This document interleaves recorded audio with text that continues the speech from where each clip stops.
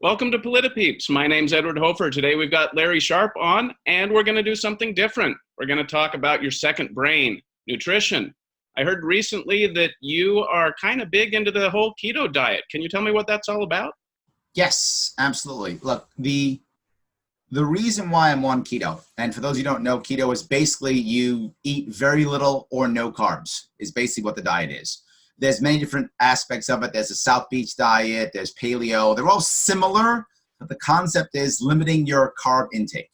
The idea behind it is that in the standard American diet, there's really no need for carbs, right? We're not starving. We have tons of carbs.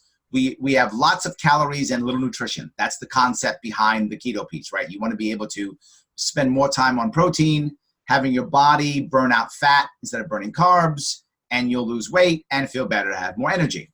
Now, to be forward, the keto diet isn't for everybody, but it is absolutely right for me. I've been on the keto lifestyle for about 9 years, and I used it in a very specific way. Some of you may know the story.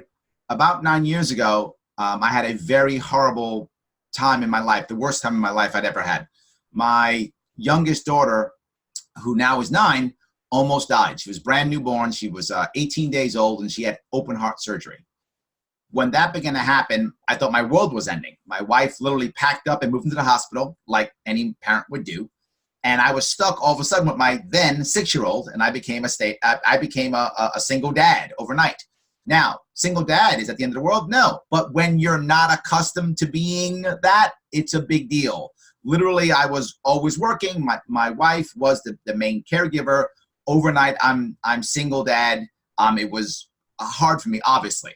But not just that. At the same time, that same week, when I thought my youngest daughter was going to die and I became single dad, my mother was diagnosed with stage 4 cancer. So she was finished. There was no chance. The ball game was over. I was going to lose her. On top of that, my business was collapsing from the crash. Right? The crash actually hit me around 2009 is when it began to hit me. Some had hit earlier. Me, it began to hit around early 2009 is when it really hit me hard. And I try to stay on. I'm an optimistic entrepreneur. I can get through this. What's the worst that could happen? 3 months and it's done. Yeah, I was way wrong. And by the time this happened, it was the end of the rope for me. I was literally firing my employees, shutting my office down, rebooting my entire business. It was a disaster. All this was happening at the same time. So sadly, or maybe positively for me, I don't have the traditional vices that most people have. I don't drink. I don't do drugs. It's not my thing. But I had stress. So what did I do? I became a stress eater. So I was eating my emotions. And those of you who've done that before know how that is. I was eating my emotions. I was having literally an entire pizza and a 2-liter of regular Coke every day for lunch. Now, clearly people don't do that, right? Sorry. People who are mentally doing well don't do that, right? They don't just eat an entire pizza and a 2-liter of Coke for lunch. That's not what you do, right? Yeah, that's a bit much. Yes. The problem here, of course, was twofold. One, I was in denial. So I couldn't see how I was hurting myself. I couldn't see it. I was in total denial. I was eating my own emotions. It made me feel better temporarily. It was working. Like eating my emotions was working. So I kept doing it and I couldn't see it. But worse, I was isolating myself. My wife was in the hospital. So she wasn't there to go, Larry, what are you doing? Stop. She wasn't there. She was in the hospital focusing on my daughter. And even if she could see me, she was focused on my dying daughter. I was completely secondary to her, which again, I get that. But not just that. I was isolating myself because of my business collapsing. I didn't want my network to know my world was ending. So I isolated myself. So I had no friends, business associates to go, dude, what are you doing, man? You can't do this. So I had no one to tell me that I was doing bad and I was in denial. All of a sudden, about a month or so goes by and I put on 20, 25 pounds. I can't fit in my suits anymore. I've got to get back out. Now that I've rebooted my business, I got to get back out there and promote it again. I got to get out there and make money. I got to pay for this. I can't just sit on my ass. I got to do something. All of a sudden, I can't fit in my suits. I'm feeling like a loser. Pay your tailor a lot to fix all that stuff. That's expensive. I didn't have any money. I couldn't pay anybody anything. I was broke. Couldn't pay any money. Didn't have anything. Completely lost. Feeling like a loser. Everything's collapsing. No control over anything. So I decided I've got to fix this. So I said to myself, how am I going to fix this thing? What am I going to do? I got to lose weight. I decided to go no carb, low carb because it was hard. It was difficult. But at the same time, It was simple.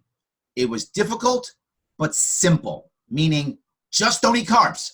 No counting calories, not looking at the backs of things, not worrying about this or that. Just don't eat carbs. No potatoes, no rice, no bread, no fruit, no sugars, no carbs. It was easy, right? Simple, not easy. It was simple. And I always believe, and I still believe, discipline is a muscle. If you don't exercise it, you lose it. So I'm like, I'm going to be disciplined.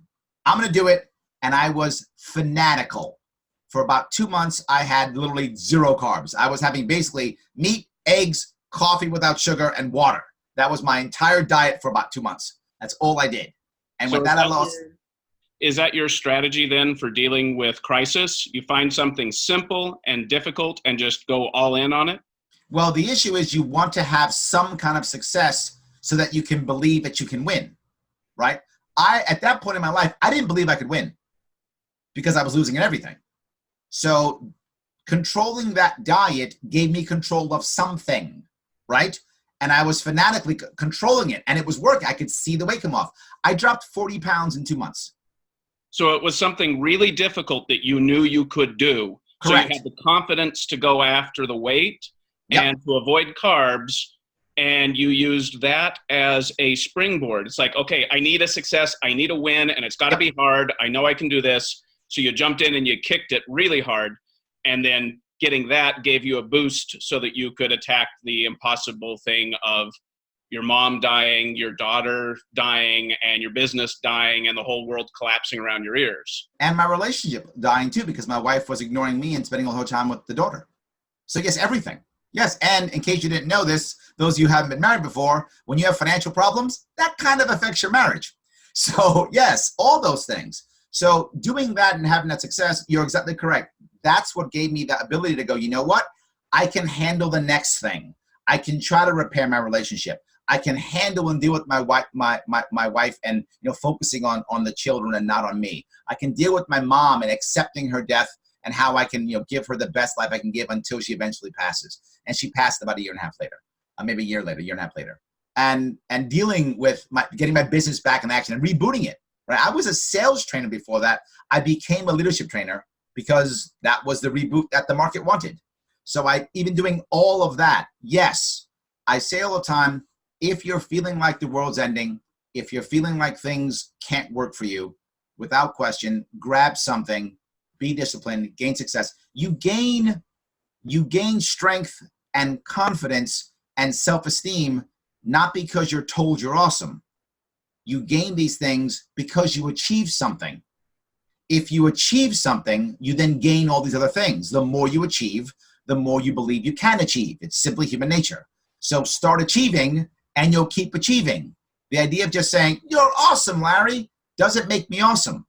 I've got to go do something, feel like it was worthy, and then go, yes, I did this thing, whatever it is.